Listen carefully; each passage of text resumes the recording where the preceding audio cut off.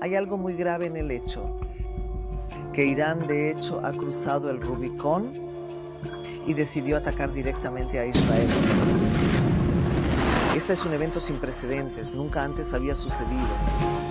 Pensábamos que Irán no llegaría allí, y nos equivocamos. Observen las áreas donde ahora hay un aluvión de proyectiles disparados desde la dirección de Irán y de Irak. Un Oriente Medio con armas nucleares es un Oriente Medio mucho menos seguro para todos.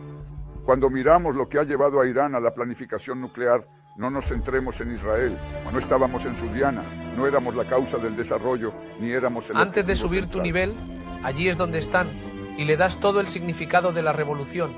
Gritan muerte a Israel, la muerte a Estados Unidos, que Dios les bendiga a Khomeini, a nuestros soldados y Estoy todo seguro eso. de una sola cosa: si no tienen armas nucleares, no usarán bombas nucleares.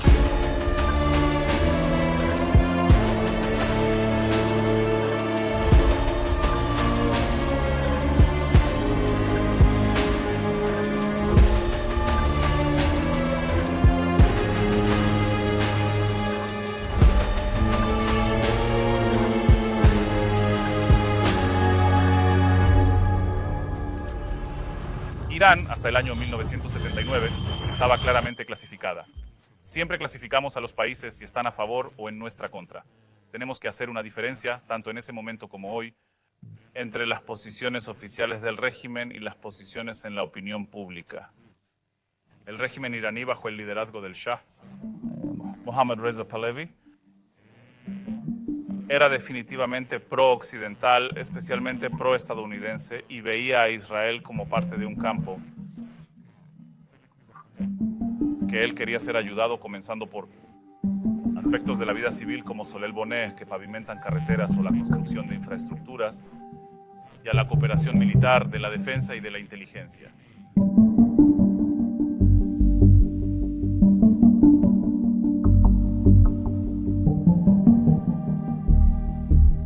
El Shah quería diversificar las relaciones de Irán. El Shah pensaba,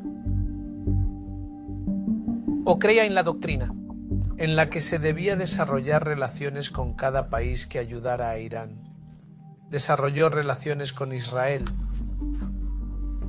sobre todo por el poder, la inteligencia del Estado de Israel, las capacidades de El Shah realmente quería mostrar la cercanía a Occidente. También le pidió a Occidente. En 1935 deja de llamar al país Persia. Ese fue el nombre que le dieron desde el exterior en honor al imperio persa, que fue del enemigo de Occidente, para empezar a llamar al terreno Irán, que significa la tierra de los arios, con el fin de expresar la cercanía a Occidente. Para mí, Irán era algo fascinante. En primer lugar, fueron nuestros mejores amigos hasta el día de hoy. Nadie se atreve a revelarlo. ¿Qué hablamos exactamente con ellos? ¿Qué colaboraciones? ¿Qué estaba en la agenda en lo que hablábamos con ellos? Irán era entonces también una tierra de contradicciones enormes. Teherán era una ciudad enorme. Ya entonces había una ciudad. Recuerdo estar parado desde un monte alto, mirando una calle que va de norte a sur. 25 kilómetros, la calle Jamshid en el centro. Y me encanta, y creo que esa es la distancia entre el centro de Netanya y el centro de Tel Aviv. Todo ellos en una calle de esta gran ciudad. Y mientras en la periferia de las ciudades hay más nieve que se puede esquiar, entonces aparece el campo y un fenómeno que nunca he visto en mi vida. Una tormenta de arena en el cielo que se elevaba a una altura de 35.000 pies. Avanza hacia ti, una pared roja con marrón que avanza en dirección desde el desierto. Y cuando llega es como una plaga de oscuridad bíblica. Simplemente no ves nada.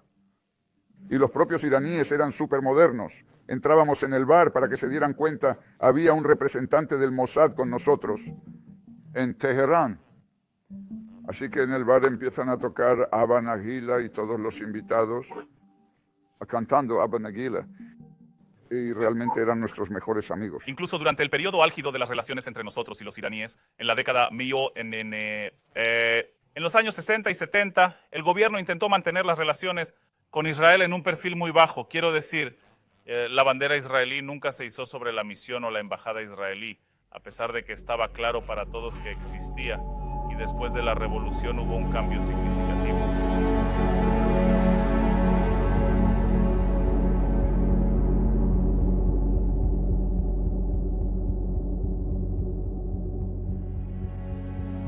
En 79 soy comandante de batallón.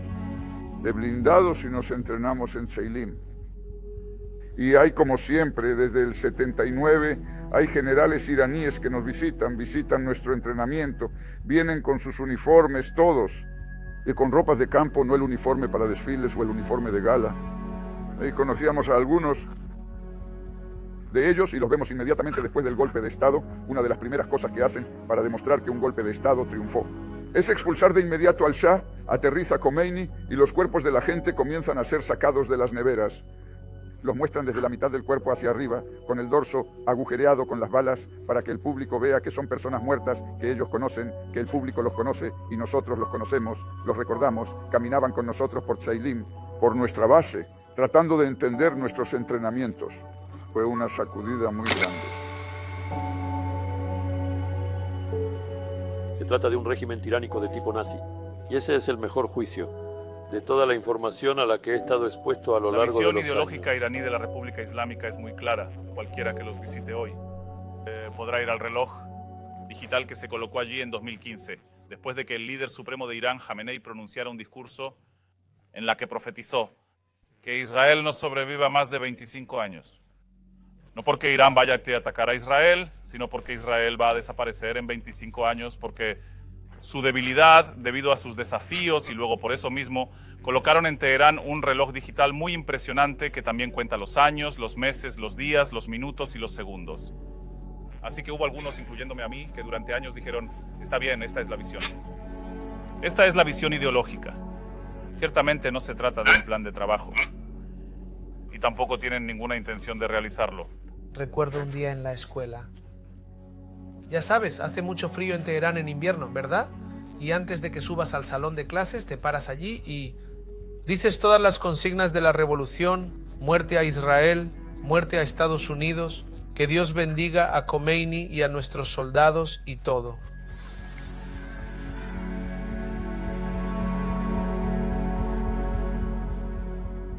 Pero al mismo tiempo, como adrede, regresábamos a casa al mediodía. Cuando llegábamos a casa veíamos Breakdance, la película de Breakdance. Dios no lo quiera, en mi barrio, gracias a Dios que nadie me tomó una foto. Para demostrar que nosotros también somos iraníes, somos personas normales, queríamos divertirnos. El programa nuclear de Irán, como muchas cosas, mejores y menos buenas que encontramos en Irán, empezó mucho antes de la revolución. El que la inició fue el Shah, Mohammad Reza Pahlavi, que también quería, por consideraciones de prestigio, y también le encantaban todo tipo de juguetes como ese, juguetes caros, y un ejército fuerte y avanzado en aviones. Y también quería poder nuclear. Yo, de curiosidad, voy vigilando, también como jefe de Amán, veo que el plan iraní comenzó con el Shah, y la planificación iraní, por ejemplo, de la construcción de la central nuclear en Bushehr con una compañía desprendida de Siemens, empezó, creo, en el año 75, por lo que es algo antiguo. Recordemos que un arma nuclear no es solo un arma, y el núcleo también es una fuente de electricidad. Khomeini, cuando llegó en el 79, hace la revolución. Ellos no se enamoran de lo nuclear, no piensan en lo nuclear, no creen en ese poder. Por ejemplo, hay problemas con el Islam alrededor de temas nucleares, hay fatuas sobre el tema, hay ciertas reticencias. Una fatwa es una sentencia religiosa, una orden doctrinal. Y esto es obligatoria hasta que haya otra fatwa. El Islam chiita sigue progresando y se siguen habiendo nuevas normas religiosas todo el tiempo, renovadas. Entre las normas religiosas, por ejemplo, Khomeini legalizó el camarón y el ajedrez, que antes estaban prohibidos. Y en la primavera de 2010. Así que incluso Jamenei sale con una verdadera sorpresa en fatwa que dice, en el 2010, te recuerdo, es después de que se descubrió que había un proyecto nuclear y después de que se impusieron las sanciones, saca a relucir una fatwa que también fue aprobada por la ONU, que las armas nucleares y las armas de destrucción masivas son yaram, están ¿Había una prohibidas por el justificación Islam. religiosa e ideológica para esto? El concepto de Khomeini, del líder de la revolución, vino y dijo armas nucleares.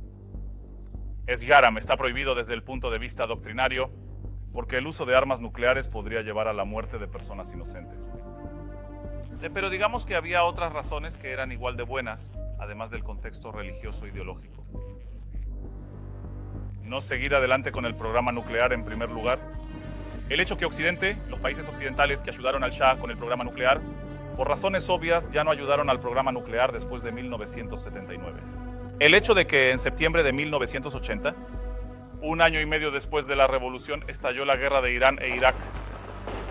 De hecho, toda la atención se dirigió a la administración de la guerra y la campaña, y por lo tanto, durante mucho tiempo, de 5 a 10 años, se puede decir que de hecho el programa nuclear se institucionalizó en lo que se llama un profundo estancamiento y de hecho se renovó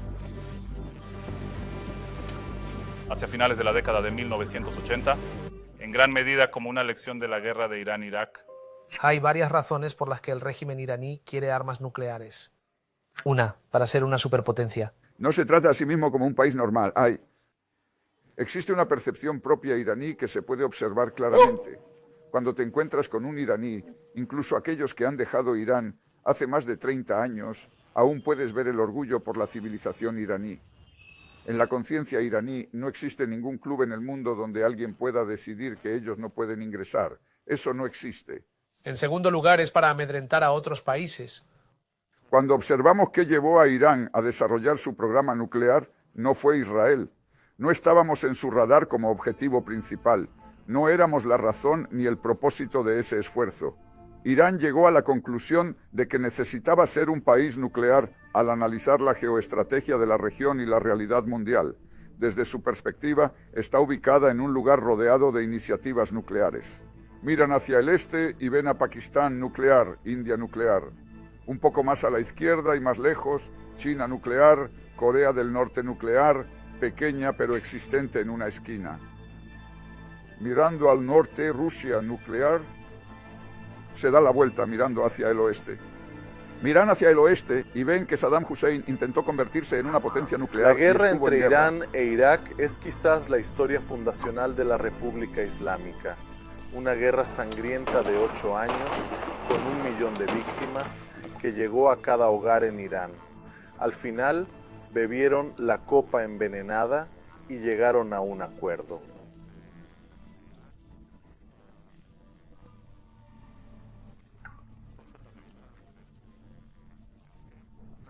La guerra terminó y durante años no pudieron moverse y derrotarse entre sí. Sin embargo, cuando Saddam Hussein obtuvo aproximadamente 700 misiles Scud que podían alcanzar Teherán desde la región fronteriza, Teherán se convirtió en un objetivo constante. Como mencioné antes, Teherán es lo suficientemente grande como para que incluso un misil impreciso siempre termine cayendo allí. Comenzaron a experimentar bombardeos diarios con alrededor de 10 misiles cayendo en Teherán, causando muertos, heridos y destrucción de hogares. Se destruyen casas. Incluso el propio Khomeini apareció en televisión, ya sea después de 3 o 6 semanas, y dijo que no tenían otra opción. Utilizó la metáfora de beber la copa envenenada para explicar la necesidad de poner fin a esa guerra. Y para la guerra, una lección para pensar. De hecho, el entendimiento de que Irán está comenzando a desplegar un programa nuclear. Esta experiencia llevó a Irán a la conclusión de que necesitaba desarrollar un programa nuclear que comenzó a principios de los años 90. En las primeras etapas se supo de la construcción de instalaciones importantes. En esos primeros años, hasta los 90, Irán se centró principalmente en misiles, como los Shahab, que desarrollaron y probaron. Estos misiles tenían el alcance para llegar a Israel, tanto con cargas convencionales como con el potencial de transportar armas nucleares en el futuro. Para desarrollar un arma nuclear se necesitan 3 componentes: material fisible, un sistema de armamento y un sistema de transporte. El material fisible es la sustancia radiactiva que genera la reacción en cadena y libera la energía en una explosión nuclear. El sistema de armas es el mecanismo que detona la bomba con precisión para alcanzar la masa crítica que produce la reacción en cadena. El sistema de transporte es cómo se entrega la bomba al objetivo, ya sea mediante un avión, un misil o cualquier otro medio. Hay 2 caminos principales para desarrollar un arma nuclear. El camino del plutonio es el método produce una bomba más compacta, ideal para montarse en misiles. requiere un reactor nuclear que utiliza combustible y cuando el combustible se agota, se procesa químicamente para extraer el plutonio. Sin embargo, esta tecnología es difícil de ocultar, ya que requiere reactores grandes que no se pueden construir fácilmente bajo tierra.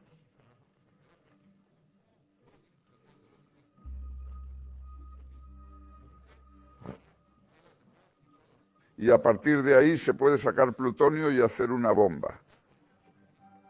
La segunda opción es la ruta llamada uranio 235. El uranio es una sustancia que se encuentra en la naturaleza, se puede extraer en las minas, se encuentra en todas partes. Hay un proceso químico, tomas el uranio natural y se pasa por varias etapas que finalmente producen uranio en estado gaseoso. Se llama UFV, tetrafluoruro de uranio. Este gas se separa en centrífugas que giran a alta velocidad, alrededor de 1000 vueltas por segundo, para separar los isótopos radiactivos del uranio. A partir de uranio natural con 0.7% de U-235, el enriquecimiento aumenta hasta el 90%, que es el nivel necesario para uso militar.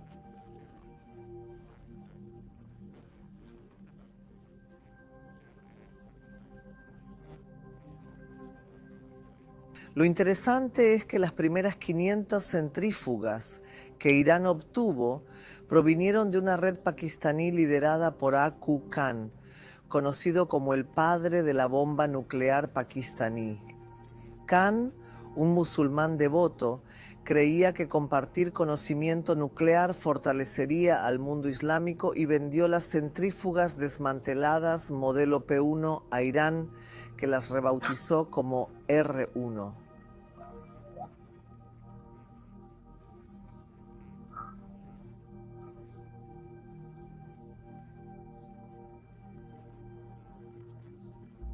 En lo que concierne a los iraníes, esto fue un comienzo. Junto con el conocimiento de cómo fabricar, en realidad hicieron lo que llamamos ingeniería inversa, y mediante el uso de estas piezas construyeron lentamente centrifugadoras ellos mismos.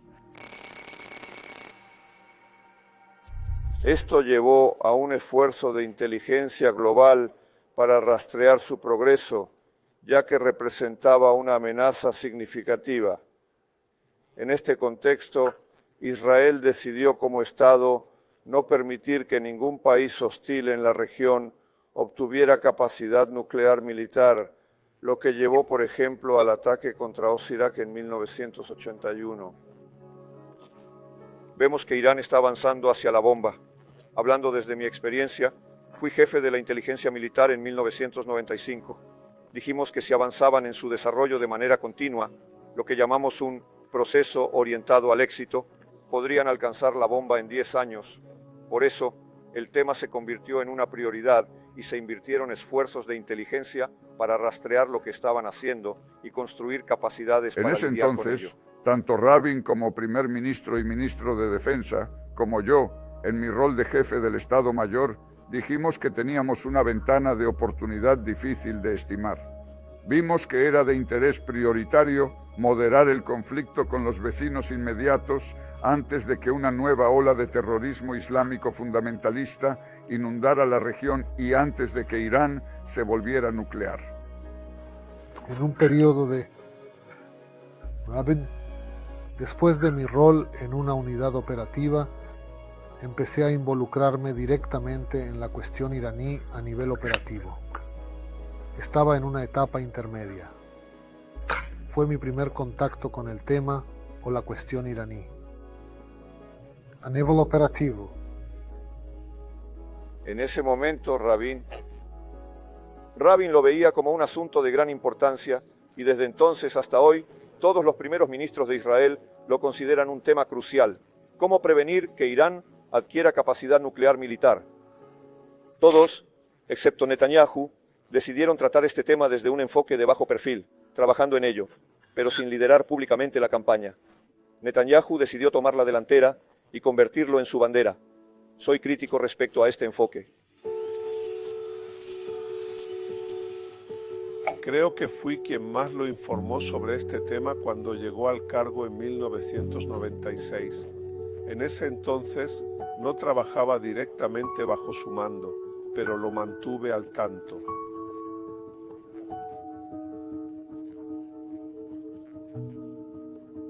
No estaba trabajando bajo sus órdenes. Y como sabemos hoy, por ejemplo, después de la exposición del archivo, que fue contrabandeado a Israel por el Mossad, este archivo se refiere al plan iraní tal como fue formulado a mediados de la década de 1990 y que siguió a principios de la década de 2000. Cuando Netanyahu fue elegido primer ministro en 1996, yo fui nombrado jefe de investigación, un gran honor.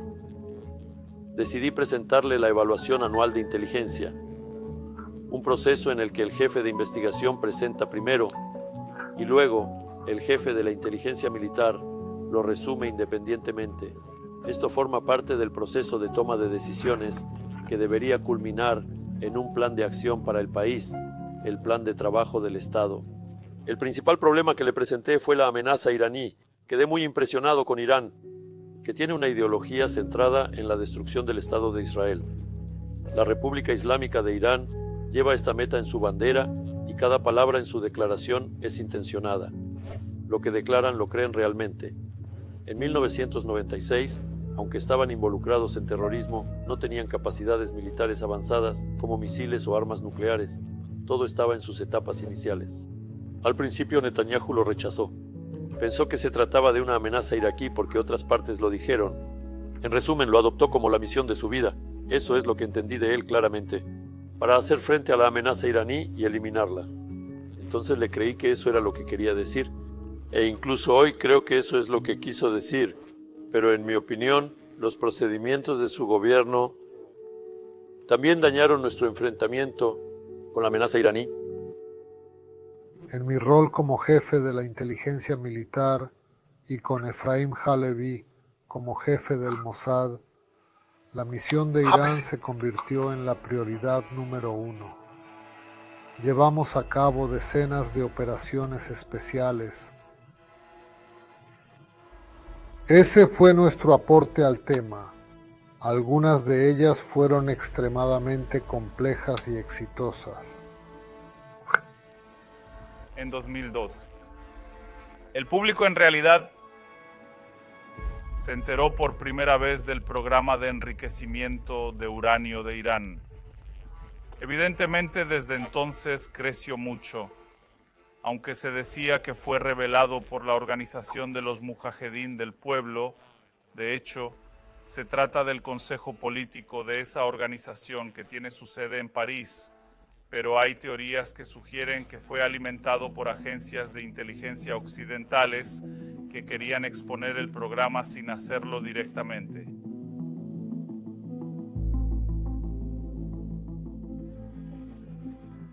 Nuestra Constitución está destinada a proteger la libertad de asociación y la libertad de expresión. Occidente lo quiere mucho. Tiene un gobierno en la sombra con un presidente y ministros y todo. Pero los iraníes, opositores al régimen y partidarios del régimen, eso es casi en lo único en lo que están de acuerdo, que los mujahidines seguramente eran peores que los mulás. Son religiosos, son comunistas y en la guerra de Irán solo estuvieron a favor de Saddam. Una cosa es oponerse al régimen iraní. Bastantes hacen esto. Otra cosa es exiliarse de Irán y seguir actuando contra el régimen iraní, y eso también se puede hacer. Pero existe una tercera posibilidad. Pasarse al gran enemigo de la década de 1980, que es Irak, y a cooperar con el régimen de Saddam Hussein contra la patria iraní. Esto era inaceptable, ni siquiera para los opositores al régimen y mucho menos para la gran mayoría de los iraníes. Con el tiempo, esta organización también comenzó a comportarse como una secta, lo que generó críticas adicionales. Ahora, ¿por qué dije que la información de inteligencia fue revelada supuestamente por esta organización? Porque existe una tesis que no puedo confirmar ni desmentir, según la cual esta organización expuso dicha información en una rueda de prensa, pero en realidad fue alimentada por agencias de inteligencia occidentales que ya tenían estos datos y buscaban una manera de blanquearlos para justificar el inicio de una campaña contra el programa nuclear iraní. En primer lugar, no fueron los mujahidines del pueblo quienes expusieron esta información, fuimos nosotros. Los mujahidines del pueblo no tienen la capacidad de hacer algo así. Fue el Estado de Israel. Escribí esto en el libro que publiqué junto con Yossi Melman. Teníamos el potencial y todos los recursos necesarios. Fuimos nosotros quienes lo transmitimos. Cuando el nuevo jefe del Mossad, Meir Dagan, asumió el cargo, una de sus primeras tareas fue encargarme como su adjunto y jefe de la división de operaciones. Me pidió que preparara un plan para abordar la cuestión nuclear iraní. Este plan se presentó a Sharon, quien dio la orden de proceder.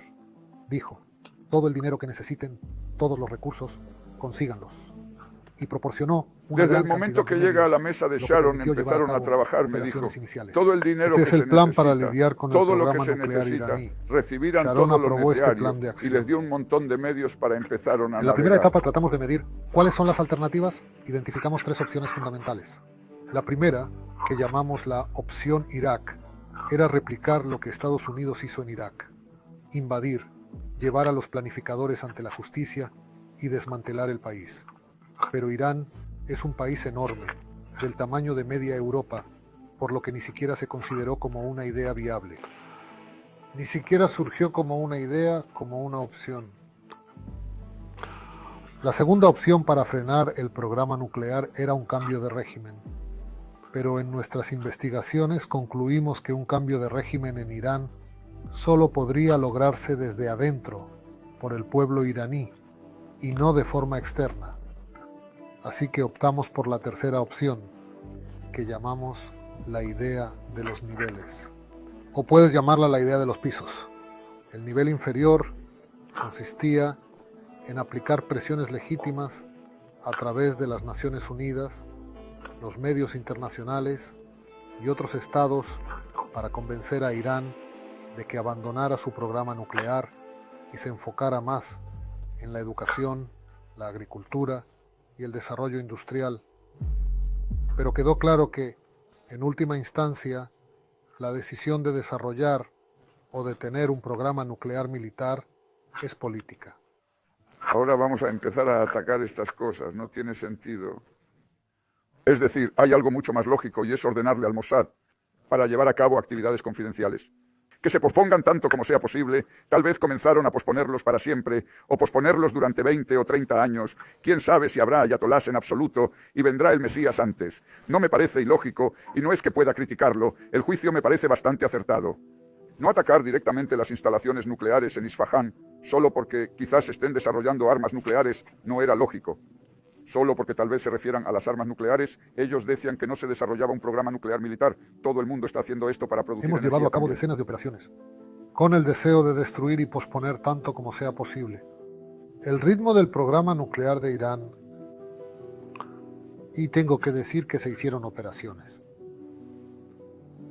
de la que no podremos hablar en muchos años, pero los productos de estas operaciones permitieron a Israel obtener una imagen de inteligencia.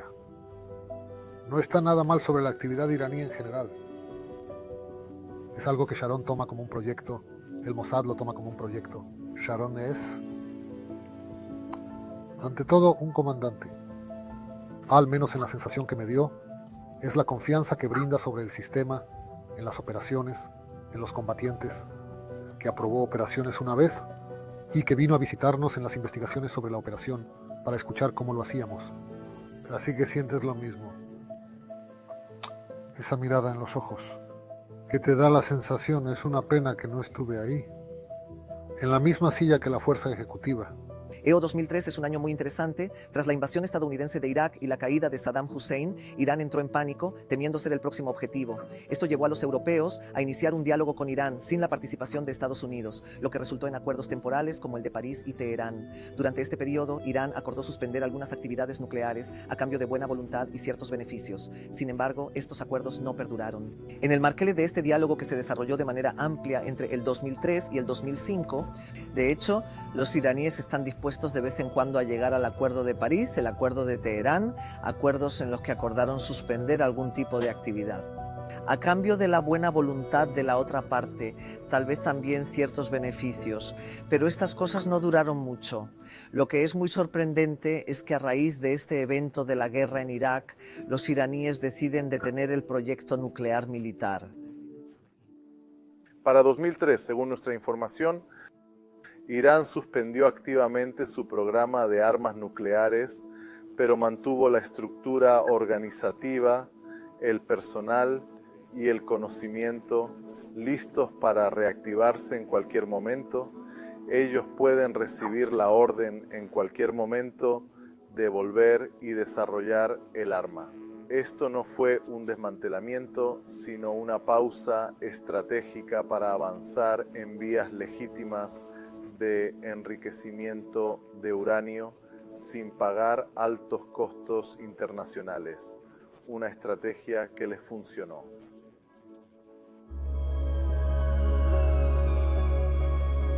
Volví a ser ministro de Defensa en 2007.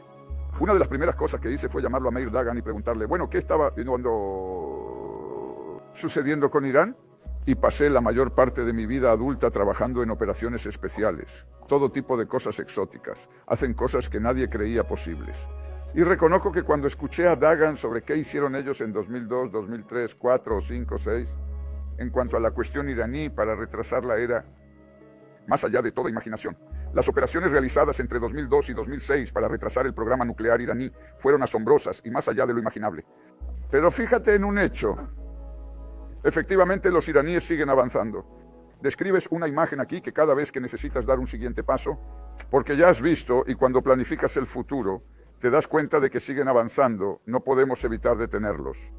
Ciertamente no hacerlos volver atrás, sino simplemente logramos reducir el ritmo al que están avanzando. Y por eso le dije, mira, en la situación a la que hemos llegado aquí, yo te digo que estoy empezando a preparar la segunda etapa, el hecho de que habrá una operación militar, amplio y contundente, atacando all out. Mi equipo de trabajo ya había empezado a preparar el tema, no llegué a un espacio completamente vacío, ya habían empezado a pensar en esa posibilidad.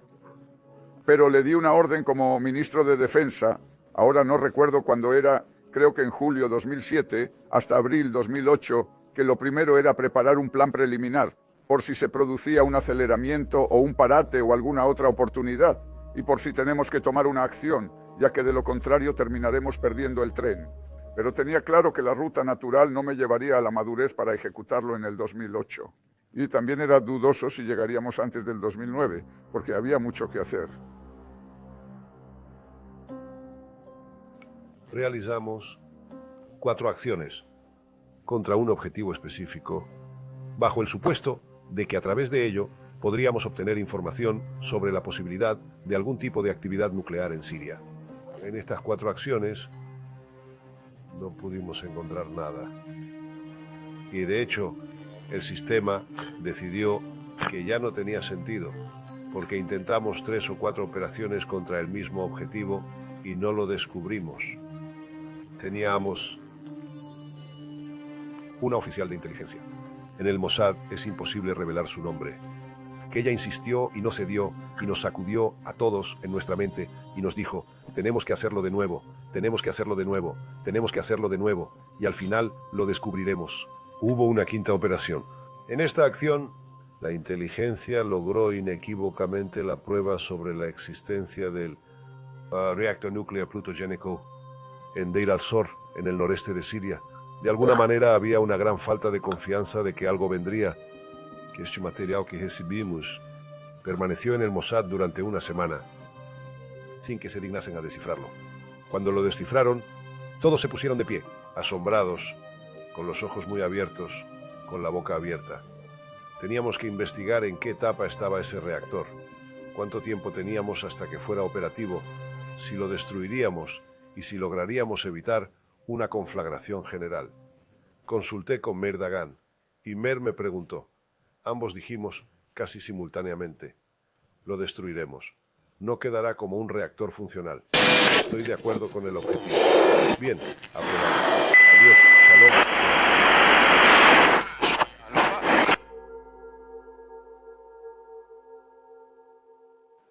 Yo en mis días como primer ministro de Israel, mi estimación era que el ataque contra Irán No es una opción realista. Es una operación complicada. 10 metros de concreto y roca no se perforan fácilmente, no sabes todo lo necesario. No es una operación sencilla. No está claro que tengamos las municiones adecuadas y no estoy seguro de que tengamos otros recursos necesarios. Como ministro de Defensa, fui a Washington, D.C., por supuesto con el visto bueno de Olmert, para discutir estos temas con Bush en la Casa Blanca. Llevé una lista de solicitudes, por ejemplo, pedí que nos prestaran durante algunos años 5 aviones cisterna para reabastecimiento de combustible que nos permitieran llegar allí. Mi pensamiento era algo manipulador, pero manipulador de acuerdo a nuestros intereses. Dije, nuestro problema real es, al final del día, el programa nuclear iraní. El reactor nuclear sirio podemos destruirlo de otra manera. Los estadounidenses podrían destruir el reactor nuclear en Siria y darlo a conocer públicamente. Necesitamos que lo hagan público. Debían salir a declararlo públicamente. Eso enviaría un mensaje claro a los iraníes, algo que nada más podría hacer. Todas las acciones abiertas y diplomáticas no les impresionaron porque los estadounidenses dudaron, no actuaron. Compartí esta idea con el ministro de Defensa, Ehud Barak. En mi conversación con el presidente, él dijo de manera tajante, nos opondremos a esto y no les permitiremos hacerlo. Esa declaración tenía un significado fundamental porque la única manera de llevar a cabo una operación así, llegar realmente a Irán, dependía de obtener recursos que no teníamos y que solo los Estados Unidos podían proporcionarnos. Tal como dijo el presidente Bush entonces, no es no. Los estadounidenses sabían lo suficiente sobre lo que estaba ocurriendo como para entender, incluso sin que dijéramos nada, que estábamos considerando una operación de este tipo. Entonces él organizó una visita aquí. No recuerdo cuál fue el pretexto que encontró, pero su objetivo real era discutir esto con nosotros, con Ehud Olmert y conmigo. Hubo una cena en la residencia del primer ministro con Ehud Olmert. Durante el tercer plato pidió hablar en privado, me señaló y dijo a Olmert, este hombre me asustó mucho cuando vino a la Casa Blanca y presentó su solicitud.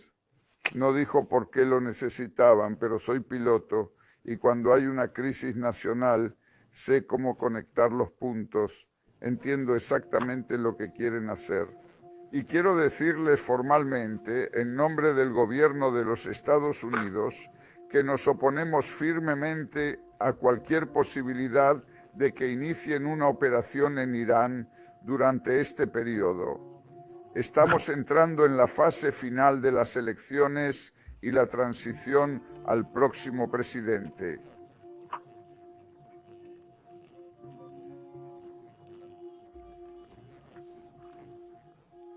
Y para despejar vuestras dudas, quiero decirles de nuevo en nombre del gobierno de Estados Unidos que nosotros tampoco vamos a hacer eso, para que no pensemos que él nos está pidiendo que no lo hagamos porque lo vamos a hacer y nosotros no. Vi que Ehud no respondió de inmediato, así que dije, miren, no estamos aquí para decirle a Estados Unidos qué debe hacer o qué debe hacer Israel, pero les diré lo que la historia dirá sobre esta decisión. Tuvieron su guerra en Afganistán, otra en Irak. Cuando llegó el momento de atacar el objetivo real, ya habían agotado sus 2 mandatos y su capital político. Bush entendió nuestra posición, sin embargo, continuó con su postura política como presidente de los Estados Unidos. Al otro día viajó a Turquía, luego de habernos dicho claramente que no nos atrevamos a hacerlo. Y nosotros no haremos nada.